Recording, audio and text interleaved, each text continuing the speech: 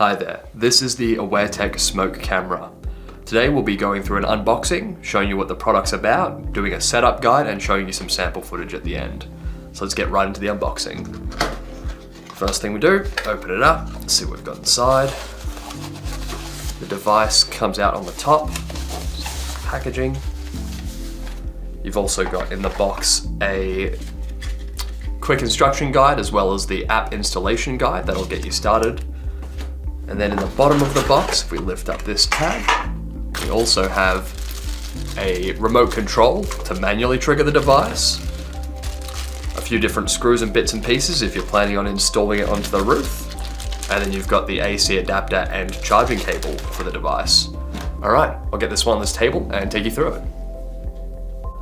Alrighty, now taking a closer look at the product itself, you'll notice that it looks exactly like a smoke cam, so you'll be able to mount it on your roof just like that. The camera is tucked away in this little hole here and looks outwards at a 15-degree angle. And when you want to get inside, you simply twist and lift. The lid will come off and inside you can see the 10,000 milliamp battery, and there's it connected to the device. Taking a look on the inside, you can see that underneath this plate there are 4 little screws here that you can undo and the micro SD card slots inside there. Taking a nice closer look on the inside, however, you can see that there's a few different buttons along the base here.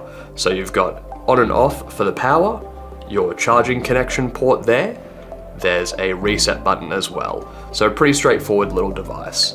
Now we'll go ahead and show you how to set this one up. To set up the device, you'll want to have it connected directly to power or have charged it up with the battery beforehand, and then when you're ready, flick the device to on. When you've done that, wait 40 to 60 seconds and then go to the settings on your phone, and under Wi-Fi, a B-Link network will appear. Click that one, and the default password is 0123456789. We'll join that. It can take up to a minute the first time, but you should then see a tick. It may say no internet connection, but don't worry about that. That's just because we are directly connected to the device.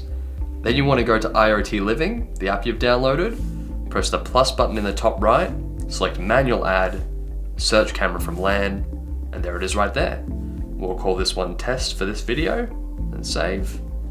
Perfect. Cancel that and press play.